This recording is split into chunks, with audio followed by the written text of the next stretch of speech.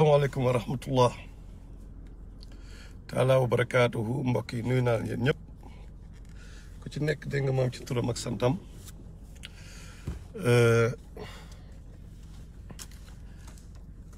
thème tay bi nag c'est waxoon naa nañ waxtaan ci franc-maçonnerie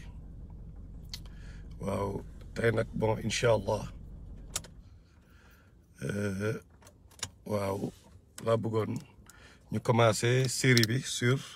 Illuminati yeeg franc-maçonnerie yeeg société secrète yeeg ñooñu ok waaw tey moom la ñuy commencé série bi parce que mënul nekk ci benn waxtaan kese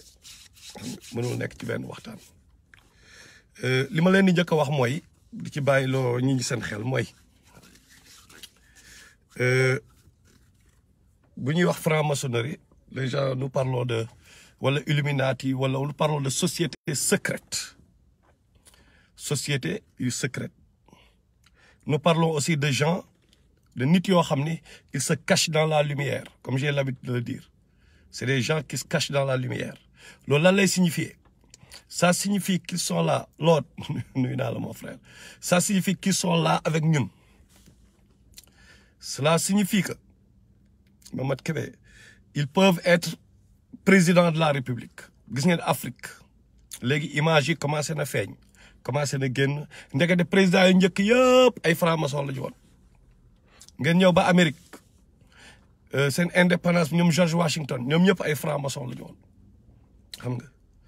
donc ñu gis ni même durant Tafa Jamila durant l'esclavage les temps de l'esclavage de la traite négrière nous avons aussi vu que amiral nous avons vu que jamono yooyu ñi daan libérer esclaves di dimbali pour ñu affranchir esclaves yi ay franc-maçon la ñu woon ok donc dafa mel ni ñiy def di xeexal nit ñi waaw Trump moom loolu kenn xamal ko lu bëri gars yi ñoom amin dajal la quoi on ne sait jamais ñu jamono yi dajal la ñuy dund donc clignoter gauche la jaar droite loolu la ñuy dund donc mënuñu xam exactement lan la te bon waxtaan bi dama koy basé lu tax ma leen di expliquer lii nii d'abord mooy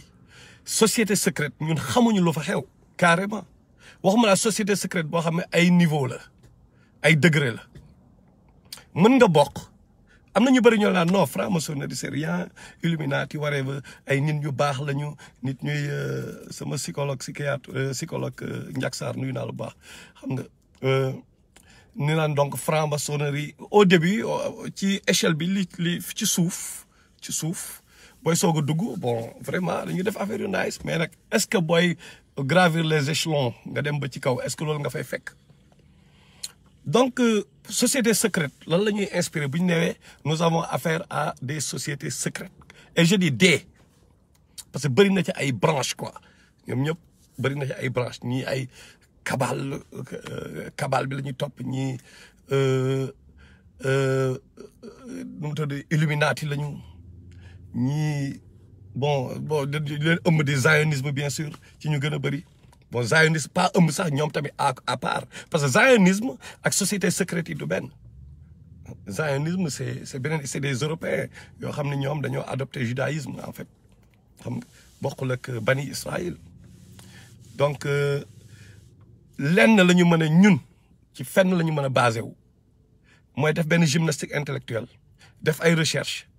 te léegi bon peut-être damay def ni live bi mais ñëpp ko mën def c'est ñëpp léegi lay amatul quoi on est à 2020 ku nekk boo jëlee le temps def ay recherche di nga gis donc question de def recherche kese la du question ne way kii dafa am xam-xam non du affaire xam-xam affaire de recherche la loolu moom il faut mu leer xam nga jamono changé na xam nga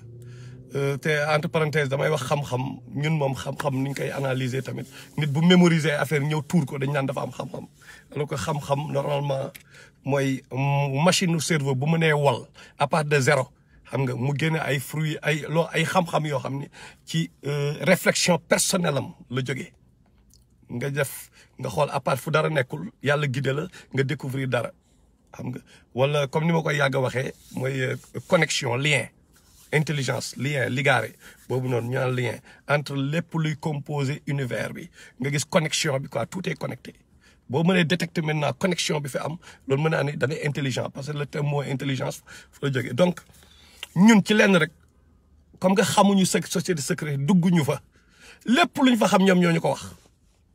te comme ni ma leen ko waxee ñoom liñ ñuy wax mooy ñoom bu ñu nekkee Colobane bu ñu fa nekkoon Colobane en 1970 dañu bu ñu passé Colobane dem ba Saint-Louis lañ ñuy waxi Colobane comme ni ñuy ñëwee naan ñu ay vaccin ci coronavirus vaccin ñëpp naan non ñun duñu ay rat de labo dangam ngeen defa ne affaire vaccin la du affaire vaccin ñoom ñoo ngi fële ñun bi ñuy xool caabi néeg bi ñoom ñoo ngi ci biir néeg bi ñu anticiper ci yu bëri ñun ñuy kii affaire vaccin non ay ñoomam télé yeeg rajo yi nañ ñëw def affaire yoo xam ni bon am na ñu naan way journaliste daf leen rëcc mais quand même kan moo publier affaire bi je vais essayer d'être un peu provocateur nangam journaliste boobu ah ak ñeneen ñuy wax xam nga te on dit pas c'est pas seulement leadership am na ñu bëri ñu bokk société secrète yi mais kan ak kan la xamuñu donc ci lan la ñu bëgg ils veulent nous mener en bateau ñëw di ñu gëmloo ni oui pourquoi pas ñu dem Afrique mais c'est parce que bu ñu daan dem Afrique du ñu ko wax ñun duñ ko yëg donc ñoom noonu la ñuy opérer quoi xam ñoom noonu la ñuy liggéeyee donc dañu nekk te xaw ma ndax remarqué ngeen gis ngeen ñenn ci ñoom seen waykat yi ñu commencé def tour ñëw ba Sénégal gars yi ngeen non franc-maçon yi dañoo créé benn réunion Sénégal ah imam islamologue yooyu ñoo ñëpp taxaw na ñun ñoo ko xeex mais xeexuñu dara gars yi bu ñuy ñëw doo leen ko yëg ñoom lu bëri Sénégal ñoom la comprendre nga c'est depuis pénétration coloniale jamono yooyu depuis booba la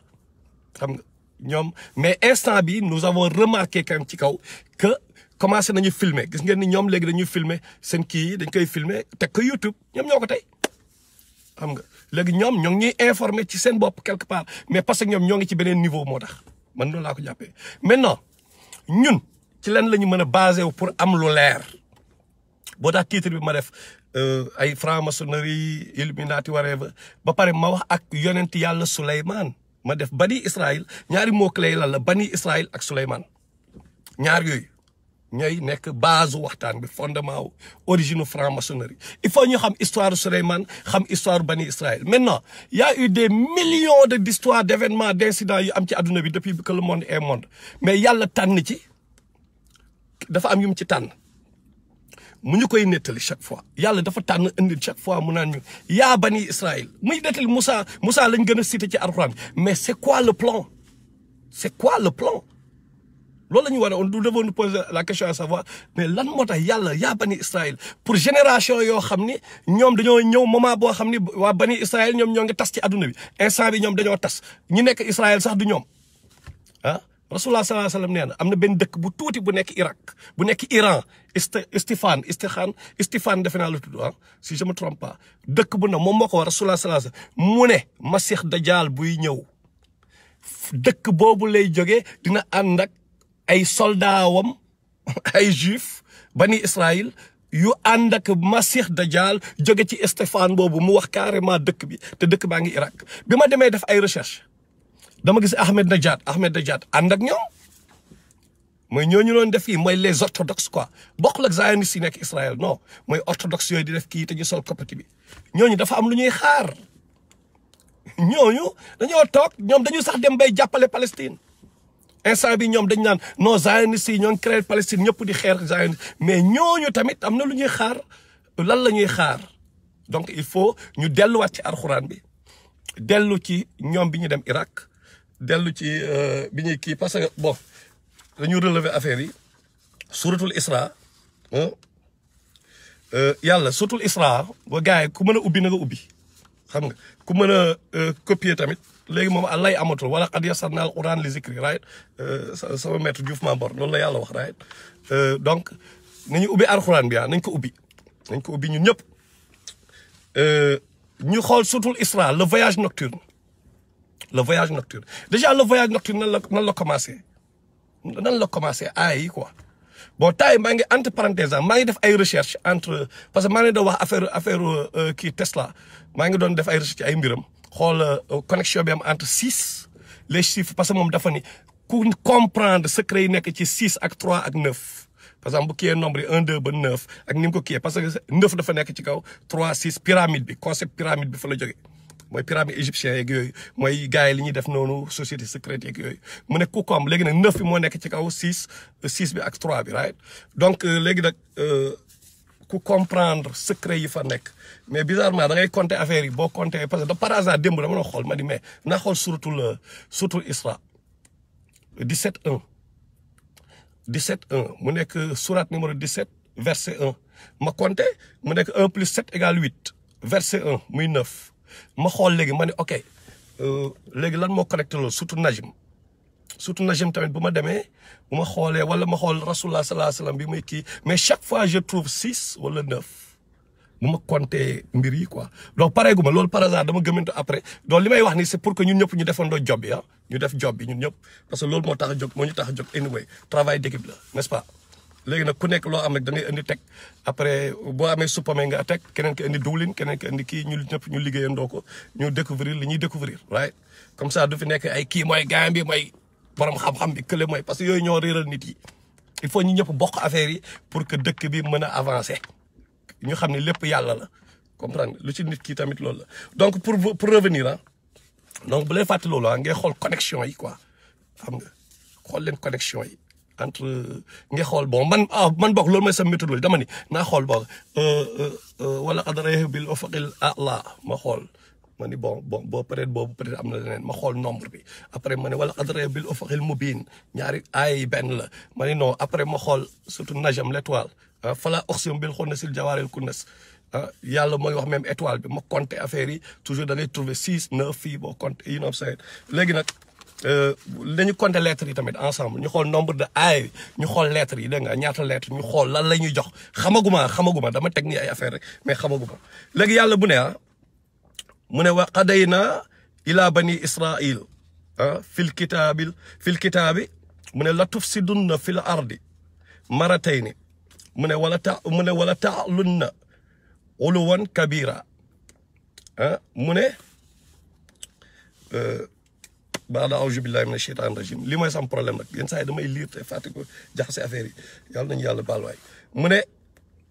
dañoo convenir yàlla dafa prédire ci bani Israël les enfants d'Israël bon dañu analyser mu ne ci seen livre ñoom yàlla ne leen di ngeen causer corruption sur la terre 2 fois mais à des niveaux yu doy waar quoi di ngeen causer corruption mooy extrême corruption quoi xam nga après yàlla mu ne fa iza jaa wa'du ulahuma ba'ashna alaykum ibadan lana uli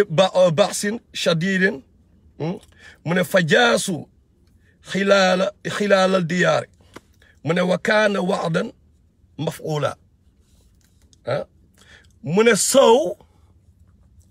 bi promesse bi ñëwee yàlla mu ne promesse am bi mu ñëwee maanaam bi njëkk ci promesse yi bi mu ñëwee première promesse bi yàlla def yàlla mu ne ma yónnee leen ay serviteur am mu ne ibadan lanaa la mu ne mu yónnee ay serviteur am mais doté d'une force terrible imagine yàlla mu ne moom moo yónni ay serviteur am contre waa bani Israël parce que jalgati nañu mais mu ne doté d'une force terrible mais xam nga kan mooy serviteur boobu serviteur yooyu mooy Nabuchodonosor bu Babylone gëmul yàlla gëmaanul yàlla idolâtre la gëmul yàlla gëmaanul yàlla léegi donc ñu remonter qu'est-ce qui s'est réellement passé ba ñu egsi fii nii bon à part boobu dañu dem verset 102 suratul Baqara mu ne wattaba'u ma tatlul shayatinu ala mulki Sulaymana wane wa ma kafara Sulaymanu walakin al shayatina kafaru donc muy wax ni muy wane ni c'est yàlla fii day défendre Souleymane parce que ay jaabli dañoo raconter ay affaire ci Souleymane li may wax nii ngeen connecté ko après le tout est lié quoi mu ne ñu suivre ce que les diables racontent contre le règne de Souleymane loolu léegi nag ñu remonté nag ok léegi ñu commencé wax ji histoire bi nan la demee donc tegal naa suuratul Isra suuratul Baqara ñaari aay fii Souleymane moom la yàlla défendre fële bani Israël donc par rapport ak thème bi et tout ok léegi nag waa bani Israël bu gars yi fàtte ñiy soog a ñëwaat ci affaire franc-maçonnerie lañ nekk dañ bëgg wax ci origine yi mais fenn lañ mën basé wu ci téere yàlla bi ci xadiisu rasulullah xam nga ci loolu lañ mën basé wu parce que société secrète la xamuñu lu xew ci biir xamuñu lu xew ci biir te lépp ñun lu ñu xam ñoom ñoo ñu ko wax. donc léegi bi leen Moussa libéré ci pharaon qu'est-ce qui s'est passé bi leen Moussa libéré ci pharaon ce qui s'est passé mooy dañ leen yóbbu yàlla di leen testé jox leen ay test yu bëri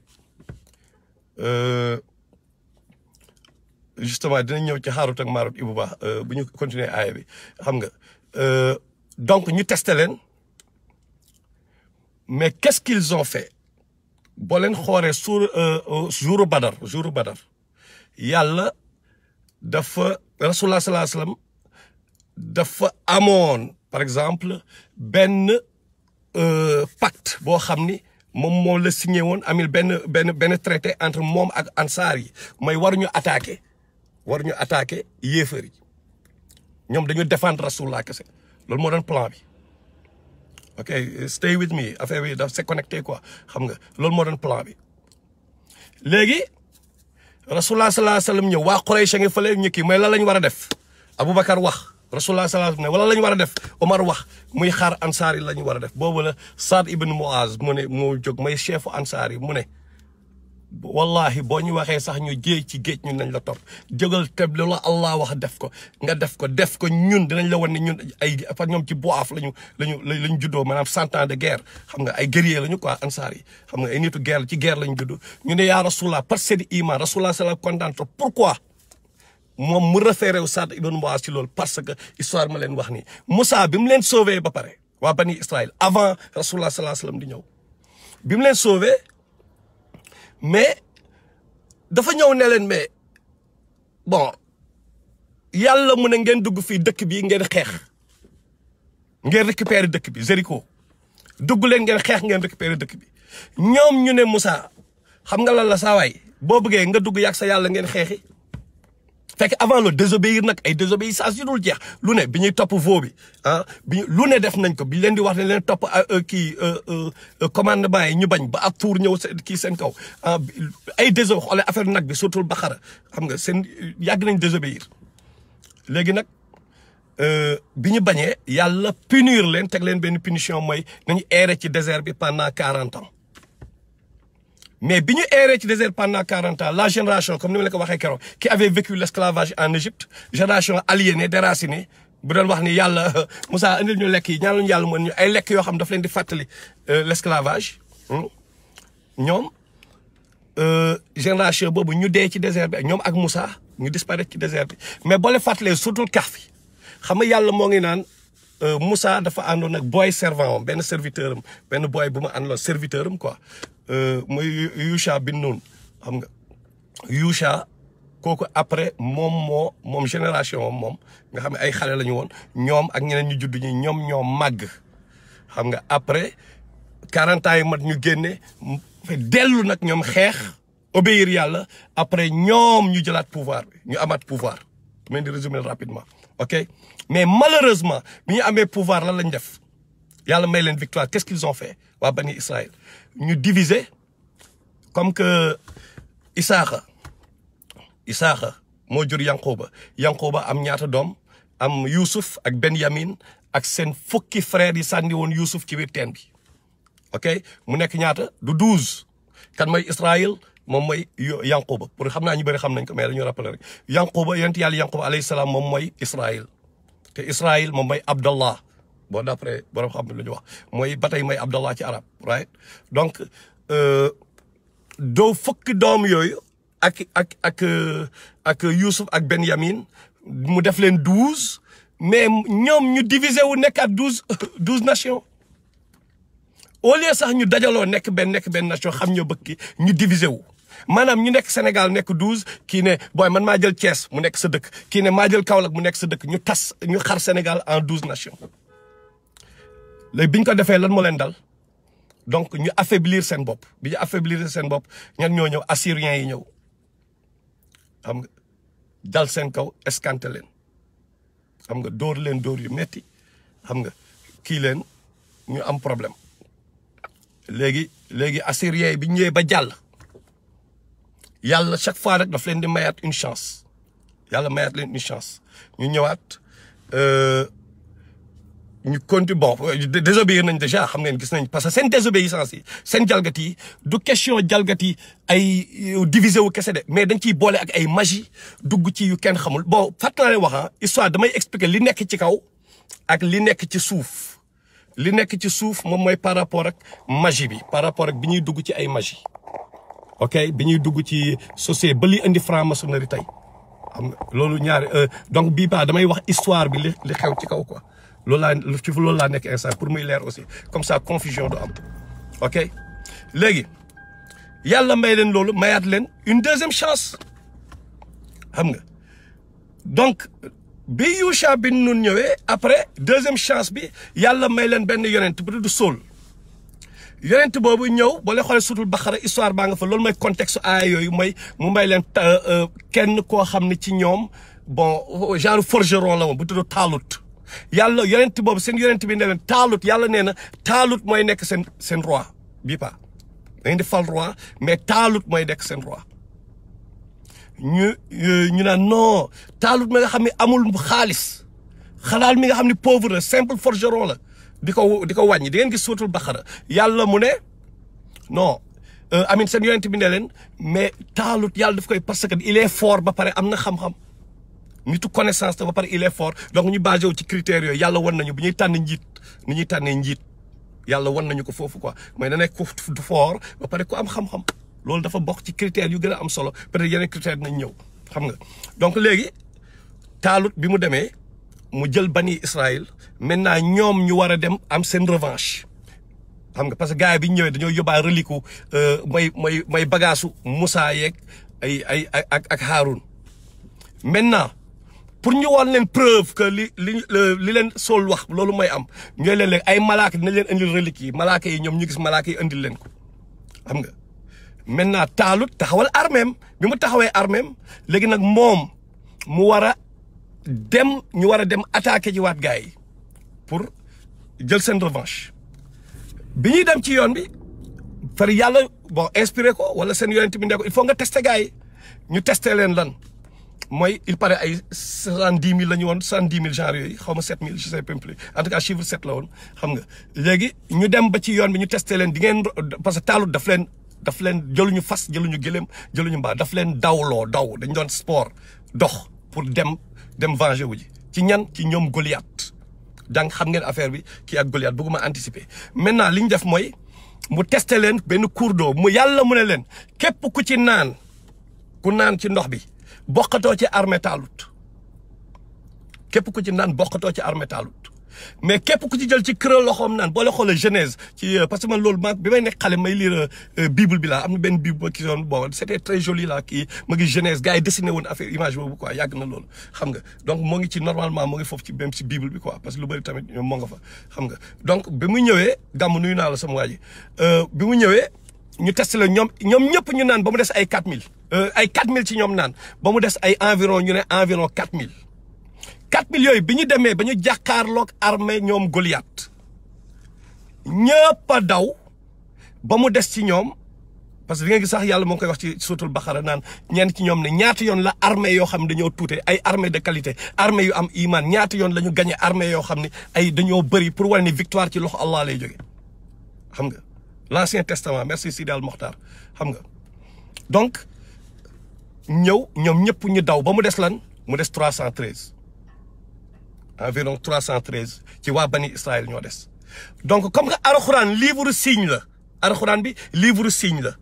yonent bi sallallahu alayhi wa sallam ak arméem aaya yooyu bi ñuy wàcc parce que boo leen xoolee suutul Anfal yàlla moo ngi naan jullit yi bi ñuy koji caravane Abu Sufyaan yàlla moo ngi leen di naan yéen butin bi ngeen bëggoon yàlla moom bëgg furqaan mooy parce que ñoom xamuñu woon ne dañoo xalaatoon de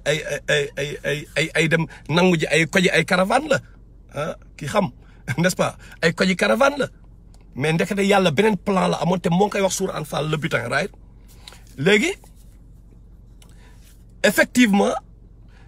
bi ñu comment ça s'appelle encore jullit yi kii Rasulullah sallallahu alayhi wasallam yi mais ñi yàlla tànnoon pour ñu xeex Badar ay wàcc yàlla expliquer leen histoire Taalut pour rek wane signe ne waa bani Israël waa banu Qurayda ak banu Nadir ak banu Qaynuka yi nekkoon biir Médine pour wan leen ni signe xamme ngeen signe bi 313 yi parce que moo ngi seen livre seen maam yi ñoom bi ñuy xeex ak ñoom Taalut seen maam yi temps ñoom Taalut ah tey ñu leen may victoire ba muy jaar ci ba ñëw ba ci Souleymane ak yooyu mais xoolal même chiffre bi moo ñëwaat signe la woon pour ñoom xam nga parce que amoon na avant mais yàlla wàcceewaat histoire soog a wàcce histoire Taalut bi justement effectivement pour mu nekk 100 te effectivement Badar 313 la ñu woon ñële bi ñëpp dawee ba mu des 313 mais am na koo xam ne moom bokkul woon sax ci mbir yi da doon traversé rek mais yàlla moo ngi ko préparé woon mu nekk prophète mu yonent yàlla Daawud bi Taalut ñëwee mu ne kii moo woote Mubaraza li ñuy woowee Mubaraza mooy duel Goliath woote duel parce que ñoom ay ponkal la ñu woon quoi ay géant la ñu woon mu ne kan moo ko ñemee duel kan moo ko ñemee pour ñu xeex duel ñoom ñaar mais ñëpp daw xam nga kenn ñemewul parce que Daawuda yonent yàlla Daawuda alayhi salaam moom moo porté wu volontaire mu ne moom mën na ko sànjaaf léegi nag Taalut nag en tant que roi dafa ni képp ku gañee Goliath après man bu ma jógee ci xilaafa bi nekk ci kingdom bi ci trône bi bu ma fi jógee yow yaa may remplacer te dinaa la may sama doom bu jigéen en mariage effectivement Daawuda ñëpp xam histoire bi tubaab yeeg ñëpp David rey Goliath par rapport ak 313 bi sax boo leen xoolee bon ñun déjà am na ku may laaj léegi naan yéen seen logo bi doy na waa de 313 bi ci loolu lañu la basé parce que du affaire c'est un chiffre universel tubaab bi sax def nañ ci film temps yi gis ngeen ko 300 c'est en référence ci loolu ok 300 boobu 300 mooy furqaan moom mooy discernement ñu baax ñi contre ñu bon ñi xaq contre baatil vrai contre faux n'est-ce pas donc bi Daawuda reyee Souleymane subhanallah man Souleymane bi Daawuda reyee Goliath n'est-ce pas ah qu'est-ce qui s'est passé après mais fol mu wandi Daawuda après kii régné 16 ans environ 16 ans la régné Daawuda ñëw régné 40 ans Souleymane doomam régné 40 ans muy environ nee nañ lépp ay 96 ans yooyu la loolu lañu wax xam nga ñoom seen règne depuis Taalut ba Souleymane léegi nag bi ñu reyee Goliath kii remplacé ko bien sûr comme fi mu par rapport fi ma yemoon bi mu reyee Goliath Daawuda après remplacé Taalut bi mu remplacé Taalut waaw Ibou Ba c'est vrai mais ñoom tubaab bi dañu xaw a réer quoi parce que ñoom après plus tard loolu lay am mooy bi grec yi ñëwee après te di nga gis lu tax quoi xam nga bi Daawuda reyee Goliath léegi Daawuda nekk après plus tard Taalut dem Daawuda ñëwaat après Daawuda Souleymane doomam ñëw ñëpp xam nañu histoire bi normalement n'est-ce pas right léegi nag Souleymane bi mu génnee àdduna dafa bàyyi ñaari doomam yi di xeex seen biir ñaari doomam yi ñoom ñoo am problème qu'est-ce qu'ils vous ont fait ñaari doomam yooyu doomu Souleymane parce que après c'était l'âge d'or de Bani Israël bay ak Souleymane n'est-ce pas mais qu'est-ce qui s'est passé réellement ñaari doomu Souleymane yi alayhi salaam bien sûr ñu ñëw ñu nekk di xeex am guerre quoi ñoom ñaar ñu mujjee xar dëkk bi en deux parties ñu diviser ko en deux parties mu nekk au nord ñu tuddee ko Israël sud bi ñu tuddee ko Yahuda donc Israël ak Yahuda encore une fois divisé wu nañu ñan ñoo ñëwaat assyriens yi ñoo ñëwaat mais assyriens yi bi ñu ñëwaatee mais ñële waa Israël ñi nekkoon au nord Israël yi ñoom la ñu dóor ñoom la ñu jàpp escanté rapidement après nag kan moo ñëw après mooy irakiens yi Nabuchodonosor moom mooy aaya bi ma leen wax sànq suratul Isra aaya bi la bi yàlla bi ma leen lira sànq loolu mooy contexte am moom la yàlla naan ñu am doole dina ñëw pour yàq jumaa ji parce que di ngeen kii 2 fois donc première fois yàlla mu ne même ci seen livre def nañ ko première fois ngeen jël tey Nabuchodonosor kii ñëw Nabuchodonosor ñëw mooy irakien buuru Babylone bi mu ñëwee mais ñoom en temps ils étaient environ 1,2 million juifs ñoom bani Israël ils étaient 1,2 million. Qu'est-ce que Nabuchodonosor a fait mu rey 600,000 yi daf leen rey foofu yëpp nekkaat deret Jérusalem bu nekkaat deret mu yeneen 600,000 yi mu yóbbu leen def leen ay esclaves mu yóbbu leen Babylone boobu leen yóbbu Irak donc encore li nekk ci kaw laay raconté instant après ñu dugg ci li nekkoon ci suuf côté franc-maçonnerie nan la jógee affaire yooyu quoi bi mu leen reyee amin bi mu lay yóbbu Babylone léegi nag far ñan ñoon ci génnewaat mooy iraniens yi iraniens yi am na sax ñuy wax seen buur bi moom mooy Zulqarnayni Sérac right def naa turam loolu la woon moom ku ci xam ku ci fàttaliku tur bi mën nga ma kiyal comprendre nga parce que dañu naan parce que moom moo amoon ñaari béjjën quoi moom même bi ñu xoolee ay bàmmeelam après plus tard gis nañu dafa amoon ñaari béjjën quoi moom Zulqarnayni ki amoon ñaari béjjën borom ñaari béjjën yi right léegi ñoom ñoo ñëw attaqué irakien yi waa Babylone après ñu mayaat gars yi ñu dellu mais am na ñoom biñ leen jàppee ñu yóbbu leen Babylone lan 1 million 200 ñu rey 600 000 yeneen 600 000 yóbbu leen ñu def leen esclave yóbbu leen Babylone lan mooy des ci dëkk bi dara du fa des mais bu ñu xoolee ci alxuraan bi gis nañu Uzayr alayhi salaam yonent bi Uzayr mooy ki nga xam ni dafa def waa yàlla xam nga bon d'après historiens yi nan lay ressuscité waatee lii parce que moom yonent la quoi yàlla ñu rey ko après bi ñu ko reyee 100 ans mu nelaw 100 ans après ñu yee ko ne xool sa mbaam bi beew bi affaire bi parce que moom da daan dem di defal gars yi daawa dafa daan dem waaw kay Ahmed Gaye sama prof nee na c'est bien Zulqarnayni xam nga donc confirmé na ko ah léegi moom dafa daan dem Babylone di fekk foofu waa gars yi waa bani Israël yi fa nekk boobu nag ñoom léegi nag ñu dugg tuuti ci underground bi li xew ci suuf waaw Cyrus ok Mohamed Sow xam nga roi bi nag la ñuy wax ñu ne moom moo ñëw moom moo leen libéré mais nee nañ moom mooy Zulqarnayni tamit léegi nag ñoom bi leen jàppee yóbbu leen fële Babylone ñu ne 70 000 ci seen kii yi 70 000 ci seen moine yi 70 000 ci seen astafurlah 70 ci seen moine yi boobu lañ dugg ci Talmud bi dugg ci Kabbalah yeeg yooyu ok qu'est-ce qui s'est réellement passé ñoom déjà dañ leen a promettre ne effectivement di ngeen amaat benn buur maanaam di ngeen amaat âge d'or bi ngeen amoon ci Souleymane jamonoy Souleymane di ngeen ko amaat instant bi yéen a ngi en punishment ñu ngay punir mais incha allah yàlla da leen ko mayaat c'est une promesse da leen yónnee benn yonent boo xam ne benn leader boo xam ni xam nga almasih lay nekk ñu expliquer leen détails yi léegi ñoom yàlla def bi ñu leen libéré plus tard 570 ans après kii ñu libéré leen ñu dellu Babylone waa iranien yi kii leen Babylone ñoom yàlla indi Isa ibn Maryam mooy Jésus bi yàlla indee Jésus comme que defaloon nañu leen promesse ñoom ñu ne déjà mais attends Marie déjà amul jëkkër amul doom xam nga amul jëkkër di am doom déjà xam nga indi ay coolal parce que moment yooyu parce que plus tard boobu bu ma eggale wala ma eggaleen histoire bi d'abord ma soog a ñëw ci loolu parce que plus tard boobu rapidement plus tard après bi ñu dellu see ñoom bi ñu delluwee plus tard dañ nekkaat di jalgati di dugg lu ci kenn xamul yu ñu jëlee woon Babylone après boobu nag la romain yi ñëw boobu la romain donc Rasulullah sallallahu alayhi wasallam moom bi muy ñëw fekk ñoom ils étaient sous domination romaine xam nga parce que après la leen romain yi boobu nag mooy deuxième promesse bi romain yi bi ñu ñëwee bii paa xam nga yàlla moo ngi naan suutul Isra mooy 2 fois di ngeen jël xam nga loolu mais dinañ leen wan 2 fois yooyu noonu xam nga donc lañ ñëw ñu Baytil Aqsa kii temple Souleymane bi ñu rajaxe ko ñu ils l'ont fait waaye dañ ko tas quoi temple Souleymane bi comme ni ko yàlla waxee nañ dugg ci mosquée bi tas ko xam nga donc pour delluwaat ñu delluwaat ah ñoom bi ñu nekkee Babylone donc dama ñëw nii ci un peu ci kii mais damay delluwaat ñoom bi ñu leen di jàpp ci sous Nabuchodonosor parce que thème bi ñu nekk mooy affaire franc-maçonnerie origine yi ok ma rappelé waat ko. léegi ñoom comme que promettre nañ leen loolu ñu promettre leen ne di ngeen am benn yonent boo xam ne leen mayaat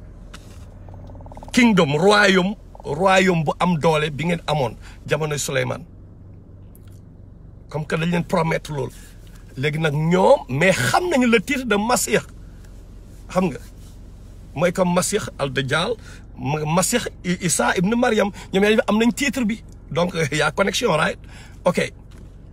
bi Isa Jésus ñëwee mais Jésus ñëw déjà ñoom ñu rejeté ko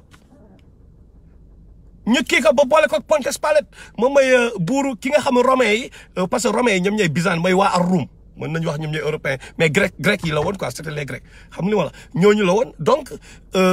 Pontius Pilate moo doon seen roi seen gouverneur bi géré woon waa bani Israël côté ay Bethléem ak côté yooyu Jérusalem ak yooyu ñu dem ñu fexe ba jéem ko jaxase ak moom pour ñu crucifier ko pour ñu rey ko quoi mais les gars yi jàpp ne rey nañ ko déjà ñoom jàpp nañ ne rey nañ ko crucifier nañ ko yàlla mu ngi expliqué ne ils ne l'ont ni crucifié ni tué yàlla mu ne moom moo ko yëkkati ci kaw ñu ne nag kon ñun wax nañ dëgg xam nga yàlla booy dof da lay gën a réeral yàlla gën leen réeral ñu ne wax nañu dëgg parce que bu nekkoon ni moom promesse bi moom la woon kon du dee donc le fait que mu dee mais c'est parce que donc du moom ñu toog nag léegi di xaar boobu ba léegi ñoom mooy la ma ay Stéphane mooy vrai juif yooyu noonu ñoo ngi toog di xaar Dajjal mu ñëw mais il faut ñu préparer ko terrain bi léegi buñ ko connecté xadis parce que dama am fii benn maître boo xam ne mooy Diouf Mamor Mbacké bàyyi leen xel ci moom bu baax mooy sama maître en xadis et tout ok kooku boobu macha allah nit ku baax la yàlla na ko yàlla aar xam nga lu ma seede ñëpp seede ko xam nga mooy kii bi en xadis donc xadis Tamim Addaari bi bon wax nañ ko nee nañ Tamim Addaari gis na ak Dajjal gis na Dajjal mooy Masih Dajjal mooy l'antéchrist bi nekk ci ginnaaw franc-maçonnerie yi ay illuminati yi ki ñuy xaar mu ñëw ay même zionistes yi ki ñuy xaar mu ñëw ba mu jaral leen ñuy tas adduna bi créer en tout cas lépp pour satisfaire ko parce que dañ ne y a trois kii du Dajjal y a Dajjal force invisible y a Dajjal phénomène culturel whatever mais après y a Dajjal jëmm donc Dajjal jëmm bi Dajjal force invisible ñoo ngi koy gis gars yi gis ngeen télé bi nu mu demee gis nañu gars yi di réeralee gis nga léegi ni ñuy promouvoir lu bon gis nga xam nga Hollywood gis ngeen musique bi musique business bi gis ngeen fépp Dajjal force invisible ñoo ngi liggéey ci suuf loolu mooy société secrète yi xam nga donc ñoo ngi opéré ñoom léegi en ce moment moom la ñu toog di xaar maintenant bu ñu ko connecté xadis Tamim Addaari bi donc moom moo ngi toog di leen jox ay ordre pourquoi ñu mën a wax loolu parce que même États-Unis Federal Reserve ñiy defar xaalis bi ñi créé ay guerre mondiale booy famille yooyu may bañ a tudd seen tur famille yooyu noonu mais kan moo leen di jox ordre même affaire coronavirus bi dafa mel ni dafa am ñoo xam dañuy jóg ñoom pour détruire la terre l'humanité créer ay guerre mondiale xoolee ni ñuy créer guerre mondiale boo leen xoolee pour ñi lire parce que am na benn tubaab bu tudd Bernard Giraudot dafa bind benn livre bu tudd La guerre de Troie n'aura pas lieu daf si am nag benn jigéen boo xam ne bu ci nekk mooy Hélène le personnage d'Hélène là la guerre de Troie aura bel et bien lieu mais le personnage d'Hélène mooy représenté Satan parce que ñële moom la ñu kidnappé woon après gars yi négocié malgré tout la guerre de Troie a eu lieu lan la Bernard Giraudot bëggoon wane foofu mooy personnage mooy Iblis bi quoi Iblis bi Hélène boobu noonu tant que moo nga fa affaire bi day am donc gars yi noonu la ñu opéré quelque part mooy jouer ce rôle là Iblis pour lan bani aadama yàlla nee na yaa bani aadama kii mooy seen ennemi pour ngeen xàmmee ko xam nga effectivement Aboubacar Rothschild Rockefeller famille yooyu noonu ñoom moom banques yi ñoom moom télévision yi ñoom moom lépp ñoom ñoo ko moom fii ñoom ñoo ko gérer quoi donc ñoom ñooy tirer les ficelles donc yàlla mu ne pour dellu si yaa bani aadama Iblis seen ennemi la ñoom ak Dajjal bi ñoom ñëpp suñuy ennemi la ñu donc qu'est-ce qu'ils veulent ils ne nous aiment pas ils nous détestent nañ la même ñi nga xam ne dañu dem ci ñoom pour sàkku ji ay xam-xam mooy njabarkat yi xam lan la ñuy def dañ lay defloo lu lay humilier yow en tant que doomu aadama lu lay humilier lañ lay defloo dañuy ñëw naan la indil ay deru xajak jullil ci xajak lekkal li defloo la lu lay yow parce que dañ ñëwoon sujjootal la aadama maam aadama ñëpp sujjoot ba mu des Iblis Iblis boog jinneem ba tey bëgguñu sujjoot lan la wax yàlla mu ne dinaa attaqué nit yi dinaa attaqué ci kanam ci ginnaaw naa leen attaqué ci kanam naa leen attaqué ci ginnaaw naa leen attaqué xool leen moo ngi ci alxuraan bi n'est-ce pas justement bu baax wax nag ils ont financé Hitler durant la seconde guerre mondiale te ñoom nee nañu ay juifs lañu n'est-ce pas loolu la Iblis wax mais pourquoi waxul naa attaqué ci suuf ak ci kaw donc surtout ci suuf il va pas s'abaisser pour abaisser ou pour bon d'après compréhension bi ñu ci am pour attaquer nit ci suuf quoi c'est s'abaisser su jootal aadama quelque part donc moom mooy suñu ennemi principal maintenant ñoom comme que léegi Masih bi ñëwagul ñoo koy xaar léegi li ñuy def dañ koy préparer le terrain bi donc mais ci biir loolu nous avons affaire à deux ennemis maintenant qu'est-ce qui s'est passé avec Souleymane parce que yàlla lan moo tax il y a 1400 ans entre Jésus-Christ ak kii alayhi salaam mooy Isa ibn Maryam ak Rasulullah sallallahu alayhi wa sallam mu am 600 ans boo leen séparé pourquoi 600 ans plus tard yàlla di défendre Souleymane yonent yàlla Souleymane mu ne wattaba'u ma tatlul shayatin a'uuzu billahi mina shaytaani rajim bien sûr bismillahi rahmaani rahim wattaba'u ma tatlul shayatin ala mulki Sulaymana mu ne wa ma kafara Sulaymanu walakinna shayatina kafaru mu ne yu'allimuna an-naasa al-sihra wa ma unzila ala al-malakayni bi Baabila Haaruta wa Maaruta bon ay kii bi yamul foofu mais ñu kii ko foofu parce que pour ngeen ñu bañ a gars yi bañ a perdre fil bi mu ne yan terme ngeen di gis même bu nekkee déggoo alxuraan wala wareef ah yan terme ñooy bi naan bëm frappé premièrement les mots clés yi génn ah wattaba'u ma al shayatin après la mulk lan Souleymane dégg nañ shayatin dégg nañ Souleymane après waaye gaan bi day yéefar la gaan kéefar yéefar yi wa maa kafara kafara yéefar dégg nañ kafara Souleymane donc Souleymane wa maa ba fu ñu waxee wa maa xam ne négation la donc Souleymane du woon yéefar non mu ne au contraire shayatin yi ñoom ñoo doon yéefar yi ñoom ñoo nekk ci kufr ah mu ne yu allimuuna naasa sihra mais ñoom ñoo doon jàngal nit ñi sorcellerie ak li wàccoon ci ñaari kii Haarut ak Maarut ñaari malaaka yi nga xam ne Babylone la ñu wàccoon Haarut ak Maarut xam naa nag ñu bëri bu ñu liiree aaya bi dañ naan mais lan moo tax Haarut ak Maarut nekk ay je suis sûr que ñu bëri se pose cette question parce que man je me suis longtemps posé cette question pourquoi ñoom ñu nekk ay malaaka ba pare ñu war a seetaan ñu war a jàngal nit ñi loo xam ni parce que Haarut ak Maarut yàlla nee na avant ñu lay jàngal dañ naan ñun test lañ de safara nga jëm de liñ lay jàngal nii bés boo ko jëlee safara nga ñun test kese lañ mais yàlla mu ne malgré loolu ñi ñaa ngi jàng ñaa ngi naan ok bare bëgg naa damay jàng n'est-ce pas mais pourquoi ñoom ñu war a jàng Haarut ak Maarut pourquoi ñu war a wàcc pourquoi ñu war a nekk benn test loolu da leen di day kii nii mais attendez mais parce que y avait de faux prophètes il y avait des prophètes yoo xam ni mën nañu def ay miracle mais ñoom daf mel ni Moussa ak Iblis ak Firaw ak luxuskatu Firawna yi ñoom dañoo sànni seen i buum mu nekk ay jaan mais yàlla andiwul dinosaure de andiwul kii de non jaan la andi ñoom ñu xool ko ne de waaw wallahi lii vrai la ñu toog sujjóot kiyal yàlla ne wallahi dañu topp yàlla Souleymane bi donc ñoom bu ñu ñëwee dañ testé les faits mooy Haarut ak Maarut mais dañu wane ni pourtant ñoo ngi leen di jàngal lii de ah donc mën na am même effet que yenent yàlla bi nga xam moom ci yàlla la jóge leen di teg ci yoonu baax dina am même effet mën na am même effet parce que ñoo ngi leen di accuser Souleymane naan Souleymane yéefar la woon naan Souleymane sorcier la woon ah donc yàlla préparé terrain bi mais indi Haarut ak Maarut donc nan lay demee mooy mais il faut un peu la même chose mais nag xam leen lan mooy différence entre ñaar yi Iblis yàlla daf ko may yenn pouvoir yàlla may na ko donc c'est seulement ça l'explication mais nag dafa am benn détail bu grave bu ci nekk pas détail bu rëy sax bu ci nekk maanaam détail sax mënul kii mooy yàlla mu ne dañoo dem ñu jàng mu joxe benn exemple nu ñuy tasee sëy xam-xamu tas sëy nu ñuy def ba tas sëy quoi xam-xam boobu lañ dem jàngi quoi léegi ñoom léegi nag ñu duggaat ci dafa am benn underground mais ñu duggaat ci beneen underground bi gën a suuf li gën a nekk ci suuf underground boobu waaw si j'ose m'exprimer ainsi ok ñoom léegi bi ñu jàngee xam-xam yooyu fële kii ñu ñëw maintenant Souleymane benn instant moom dafa gisoon dëkk bi bëri na tamit am na ay sorcellerie yu am na ay kii yoo xam ni gars yi jàngoon nañ ko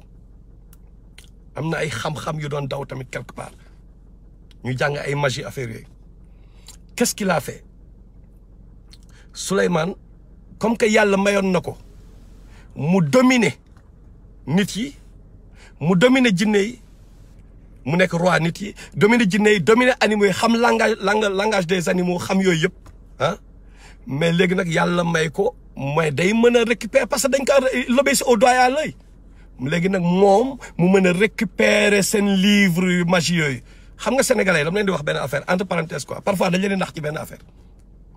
comme que gars yi dañoo defoon lépp luy arab alxuraan la sénégalais yu bëri loolu lañ fa dañu def si njabarkat yi ñu bindal leen arab mais nit mën na saaga ndey ci arab comprendre nga mais Abu Lahab tabbatee daa Abu Lahab ba tabb loolu Abu Lahab dañ koy kii mais ci alxuraan lañ ko bind donc c'est pas que li di benn affaire coran la wala arabe la rek way affaire lu baax la léegi loolu di xàmmee dañ ciy boole ay étoile boole ci benn pyramide boole ci benn naaj buy nelaw boole ci benn kii boole ko bismillahi rahmaani rahim boole kii xërëm yooyu noonu loolu jaxase yooyu noonu am na la ñuy kii loolu ngeen mën a xàmmee lan mooy xërëm véritablement ban mooy xërëm bi ak waree ba leneen parce que Sénégal loolu dafa ñu bëri ñu naan non kii sëriñ bu baax la moom xoolal alxuraan lay seetee mais fan lay seetee ci alxuraan ah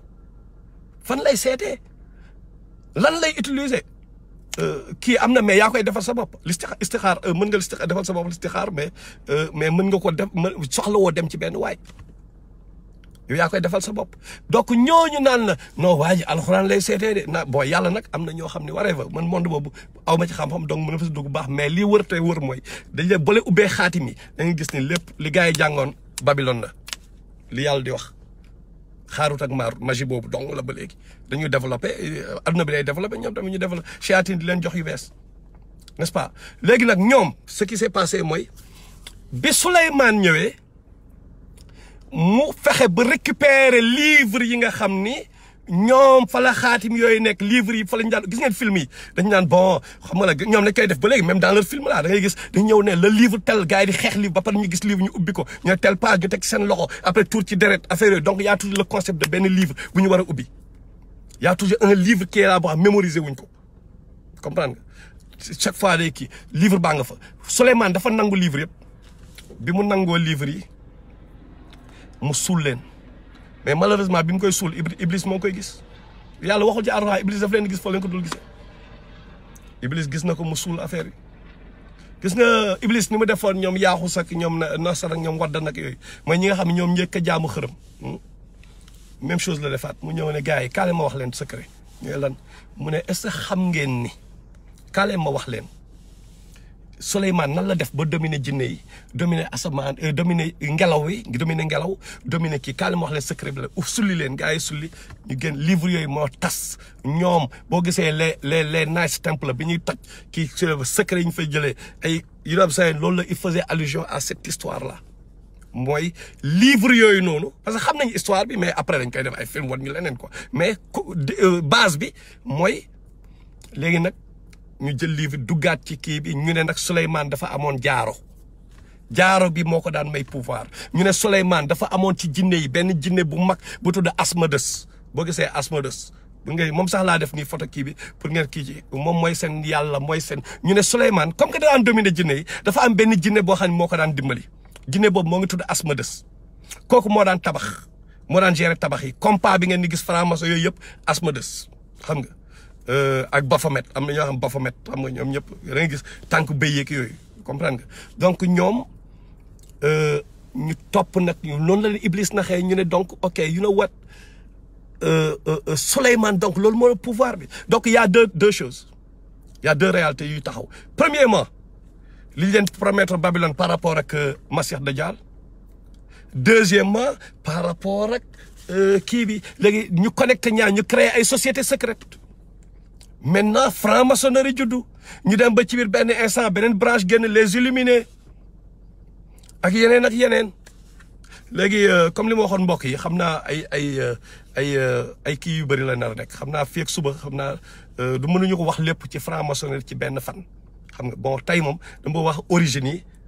pour ñu xam exactement origine yi ñu connecté ko mais entre temps na nit ñi def ku nekk na def recherche am entre temps fii ak suba ku nekk li ñu wax ni tey nañ dem ñu vérifier ko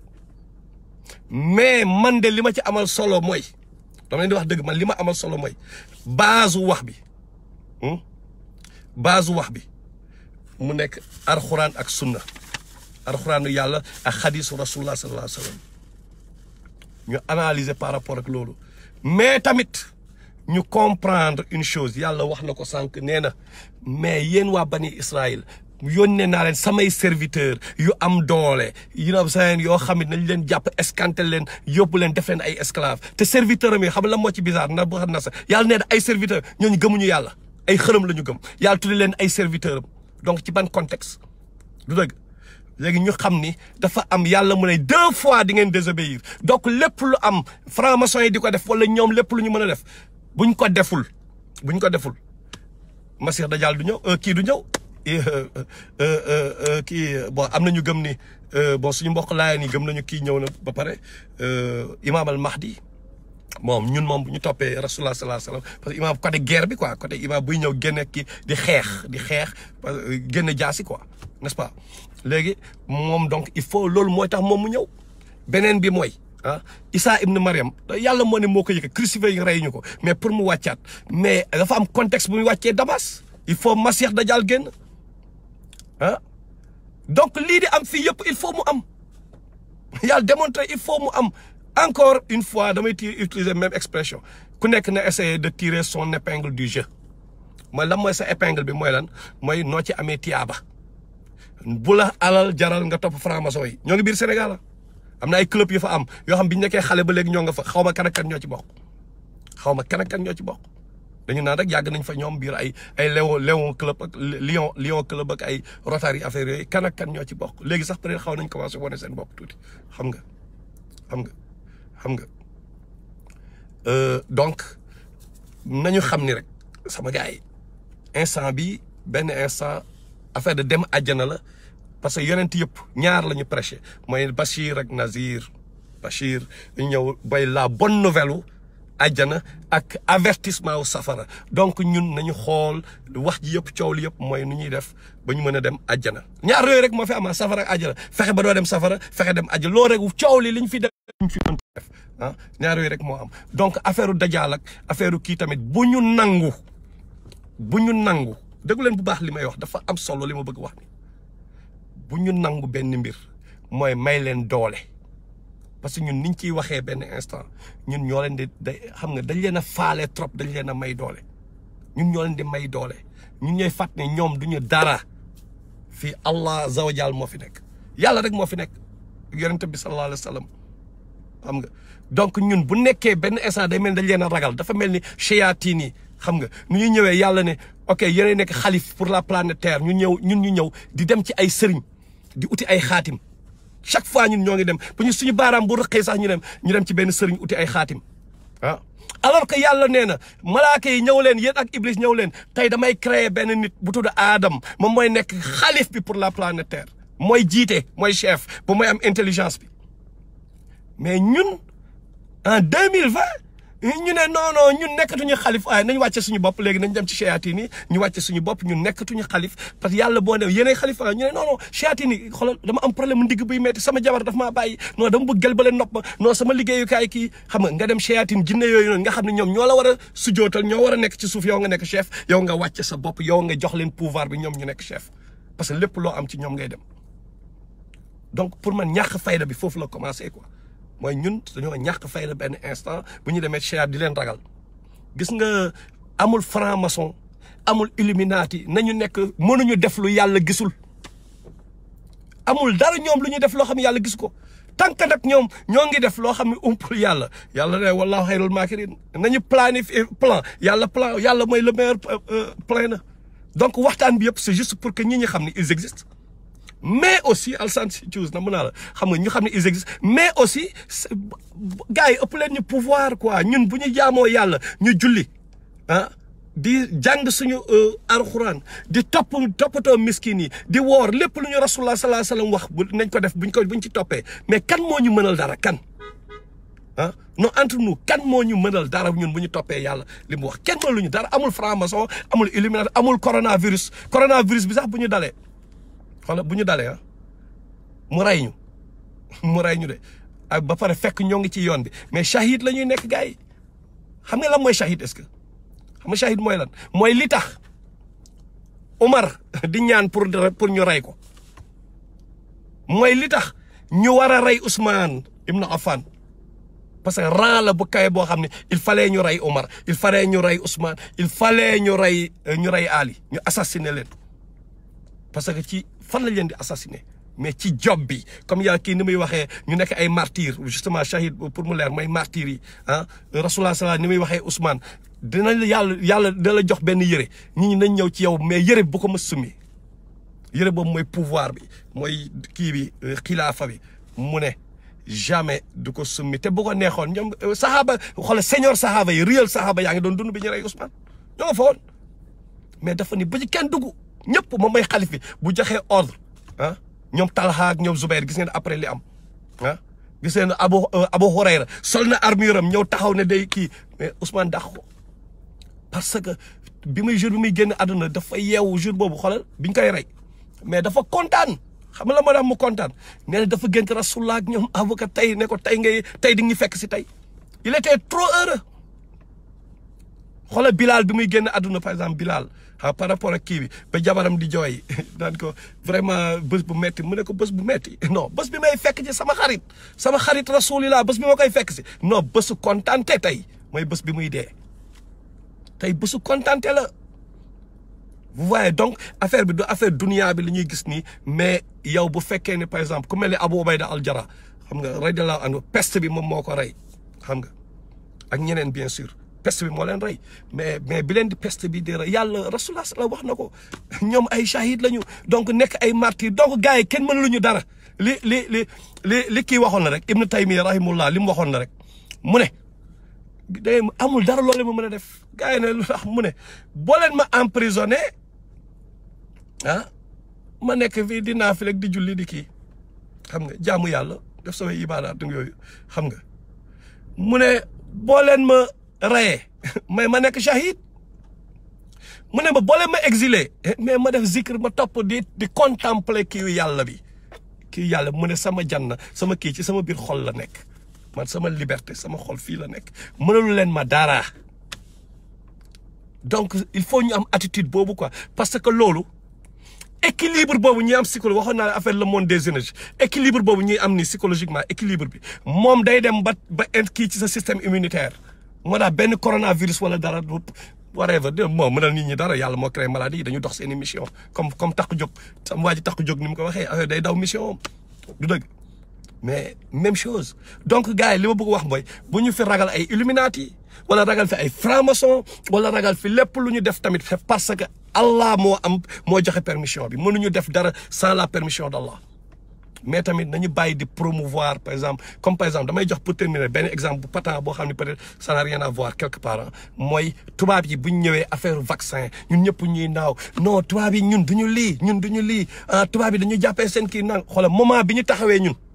naan tubaab bi ñun duñu sa mbaam loolu mooy yow yaa ñu ëpp doole yaa ñu mën yow sa paternalisme boobu nga ñu ëpp ñun nangu nañ ko ñun tuutil nañu suñu bopp yaay suñu chef xam nga yaay chef quoi wan nañu loolu tubaab bi mooy ñun suñuy réaction ñu arrêté dëkk bi yëpp taxaw parce que benn tubaab boo xam ne inconnu taxaw na ci benn journal benn émission télé kenn xamul tubaab bi taxaw ne way bon est-ce que duñu essayer affaire bi en Afrique mais kooku il est rien ce tubaab là nous le connaissons pas bien que ñoom ñooy dawal seen agenda ci suuf mais pourquoi ñu war a ñun benn tubaab inconnu pour mu simple tey ji benn Ablaye Ñing bu dëkk buy kii hôpital Fann bu nekk hôpital Fann benn docteur laa de bu nekk hôpital Fann mu toog ñu invité ko benn télé Sénégal ñu invité ko 2STV wala TFM ñu invité ko mu ne waaye vaccin bi dañ ko war a essayer ci tubaab yi quoi mais est-ce que tubaab yi dañ leen yëngal est-ce que ñoom dañ ko yëg sax mais du leen yëngal duñ ko yëg et tout mais pourquoi ñoom benn Sarkozy boo waxee l'Afrique n'est pas rentrée dans l'histoire ñun ñu commencé adduna bi taxaw nag ñun dañuy ñëw benn affaire bu ma remarqué benn waaye day ñëw taxaw benn activiste wala benn panafricaniste wala benn combattant pour la liberté de notre liberté whatever pour thème de affirmer suñu identité culturelle wala combat yooyu nag intellectuel di mëne rek kenn day ñëw ne mais non Sankara nous allons mener le combat comme Sankara nous en avons marre d'être massacrés par les gens nangam xoolal gars yi di tàcc quoi ñi di tàcc mais da nga war a mer parce que nee nañ la gars yi ñu la way ni ñu def Kadhafi nga tàccu parce que moi bu tu es ému mais da nga toog di mais da nga war a mer moment bi du ma mais ñun loolu moo nekk suñu subconscient yi affaire yi ñu war a naqari ñun daf ñuy dañu parce que nit dafa am nu mu demee dama leen jox exemple bu patent bon ci Rasulullah sallallahu alayhi wasallam moom mooy modèle bi ci moom la ñu joxe exemple dañuy ñëw ne par exemple bi gars yi trahiré mooy juif yi bi ñu trahiré ñoom ak ñoom Abu Sufyan gars yi ki mooy les alliés les coalisés mu sax xandak bi coalisés yi xam ngeen bi mu amee gars yi dañoo ñëw yàlla yónnee ay ngelawam yu garaaw ci ngelaw yi ba pare yónnee woon ay malaaka ñu nekk fa boole Xudayfa ibnul Yaman radiyallahu anhu gis daje nag malaaka yi ñuy nekk ci ay fas dóor ay kagul moom dóor ay kaala et tout donc ñoo nga fa woon quoi yàlla éliminé leen léegi nag ñu dem ba ñu paree mais Rasulullah dafa ñibbi parce que ngan di poids la woon Xudayfa ibnul Yaman plus tard moo ngi expliqué benn boy moo taxaw ne waay yéen sahaaba yi non mo yéen de ñun de bu ñu fa nekkoon Rasulullah tànkam du laal suuf di jaay gëree Xudayfa ne ko kaay ma wax la ma nettal la di ko nettale guddi xandax yi coalisé yi guddi boobu noonu benn guddi comment guddi bi lëndëm kurus di expliqué ba Rasulullah ne ko jógal yow nga dem nga espionné ji kaay nga dem xooli ennemis yi li ñuy kii loolu c'est une autre histoire quoi xam nga muy expliquer tellement dafa tiitlu woon quoi ce jour-là léegi Rasulullah sallallahu alayhi wasallam bi mu ñëwee mais poids la woon guddi googu yàlla sauver leen juste sauver leen lan mooy premier réflexe bi mais Rasulullah sallallahu dafa summeeku armuram naan day teg way alhamdulilah bi ñu ci yàlla génnee yàlla nag boobu la ñëwee yónni Jibril ne ko lan Jibril moo ngi Dixyaal Kalbi dafa am benn ansaar bu rafet kooku comme dafa rafetoon moo dàqoon ci ansaar rek muhaajiroon yi dafa rafetoon trop kooku Jibril bu ñëwaan kooku la daan jël Dixyaal Kalbi moom la doon jël kiyam apparence am formam bu daan ñëw ah léegi bi mu ñëwee summeeku Jibril ne ko mais la ngeen di def nii ba damay expliquer samay terme quoi loo leen di def mais guerre bi jeexagul bu nekkee armée nit yi yéen defoon nañ di yéen affaire bi jeex na ci yéen mais xam leen ni armée papis li armée malaaka yi ñoom affaire bi jeexagul yàlla mu ne ngeen dem ci Banu Xurayda ngeen dem exterminer leen créer leen quoi mais pourquoi Rasulullah sallallahu amoon attitude boobu noonu parce que doomu aadama souvent am na yoo xam ne yenn poids yi bu tegee ko da nga daan guerre bi jeex na quoi loolu daf ñuy dal benn instant il faut ñu jàng ci loolu mooy benn instant ñun bu amee kenn ku wax kaasal ñu rek wala xeexal ñu benn affaire rek automatiquement ñu am satisfaction xamuñu ne guerre bi day soog a commencé xamuñu sax commencé guñu en fait c'est ça notre problème quoi xam nga tubaab bi day ñëw wax benn affaire intellectuelle waaye l'Afrique n'est pas rentrée dans l'histoire Sarkozy wax ko automatiquement intellectuel yi génn kii rek gars yi ne waaye jaa booy da nga leen Sarkozy wax booy xam nga jaajëf waay non tey moom président Macky Sall dafa jéngu nga am satisfaction fàtte nga dégâts yi mu defoon démb xam nga wala coronavirus ñëw ñu nax leen you know jox leen tuuti lekk kii fii taxaw jéngu soob gars yi fàtte nañu dégâts démb yi fàtte nañ ni kii tant que jógewu fi mais da ngeen continuer am ay problème parce que doomu aadama ñoo am attitude boobu quoi moo tax ñun il faut ñu xam ne dunia bi éternelle guerre la tant que nous serons là ah les forces du mal vont nous attaquer tant que yaa ngi fi yaa ngeen gis ngay toog benn gars bañ la sans raison xamoo parce que tant que ñoo ngi fi yàlla moo ko décrété décret divin la tant que ñoo ngi sur terre xam nga affaire bi ce sera xaq contre baatil décret divin la donc yow yaay choisir sa camp ban camp nga choisir bokk camp wu dëgg wala camp wu fen loolu rek la saa waay nañu choisir camp wu dëgg bi quoi xam nga la mooy camp wu dëgg mooy camp wu nga xool yàlla lan la wax ci alxuraanam bi ah boo paree loolu mais alxuraan bi mënoo ko comprendre ci yenn yi il faut nga xam contexte ay lan la kan moo la wax ni suuratul Imran parle de Uhud par exemple boo jàngul xadis yi après nga jàng siira ah nay xamee suuratul Anfal par exemple parle de Badar par exemple nay xamee contexte ay noo koy xamee bu fekkee jàngoo loolu ma Abdullah ibn Mas'ud radiyallahu anhu nee na booy ni topp leen xam nga ñan la wax mooy compagnon Rasulullah sallallahu alayhi wa sallam mu ne parce que ils ont la connaissance bu waxul une connaissance de mu ne la connaissance bi profonde bu xóot bi la wax mu ne loolu la ñu am mu ne pourquoi loolu mu ne c'est parce que tem suif gannaaw yi mu ne parce que ñoom dañu daan fekke wax yi bu daan wàcc ci yan contexte la wàcc kan moo fa nekkoon lan moo doon situation bi détails yu nit ñi di fàtte ñoom dañ koy kii mais mënuma comprendre Sénégal ñun xamuñu dara ci sahaaba yi mais man de wax dëgg yàlla man laa de man Matar bala maa topp benn keneen naa topp Rasulullah topp ñi nga xam ni boo paree ci Rasulullah ñi nga xam moom la ko yàlla boole loon ma xam leen quoi ñoom ñooy ñan bu ma leen xamee dinaa am doole boo xam ne du franc-maçon moo may yëngal parce que damay bëgg a nekk benn waay bu tudd benn saxaaba xam nañu naan film dañu ñëw tegal benn film nañu boy film John Rambo ñu gis Rambo gars taxaw affaire bi ñàng gars mu jaagar-jaagar yi ne ni takk bandeau bu rouge bi mais am na kooku ko njëkk a def benn saxaaba tudd Abu Dujaana radiyallahu anhu Abu Dujaana moo si jiitu bandeau bi kooku bu takkee bandeau bu rouge bi gars yi xam ne noo tey deret dina bëri tey comprendre nga moom la Rasulullah sallallahu waxoon sama kan moo bëgg a jël sama jaasi bi saxaaba yi njëkkante kii mu ne non mais jaasi bi nag dafa am ay droit gars yi arrière Abu Dujaana moo ko récupéré te kenn ci saxaaba yi kaab la woon defe naa moo ngi ne maa ngi topp Abu Dujaana di xool ci guerre bi ma gis benn instant benn yéefar bu am doole mais waa ji xaw ñoo rey ñu ne Abu Dujaana fël ñoom ñaar cooki ba affaire bi mujjee pënd bi wër leen ñu def too yaa dégg waaye bu ne ko waa kaab loo gis si la xam nga Abu Dujaana tellement jàmbaar la woon quoi moom moo ñëw parce que ni Rasulullah waxoon jaasi bi day cooki ba jaasi bi damm kooku Abu Dujaana moo ko def tey bu ñu xoolee ñu naan non boy gars boy commando suicide la gars non boy non Sénégal boy suñu commando suicide yi nangam am na saxaaba bu tudd Albara radiyallahu anhu kooku concept commando suicide kooku la quoi moom mooy ki nga xam ni buy rejoindre benn armée Aboubacar radiyallahu anhu da koy booleeg lettre boo demee jox ko généralu armée bi jox ko Abu Obayda wala nga jox ko bu fekkee kii mooy Khalid ibn Walid mooy kii nga jox ko radiyallahu anhum ah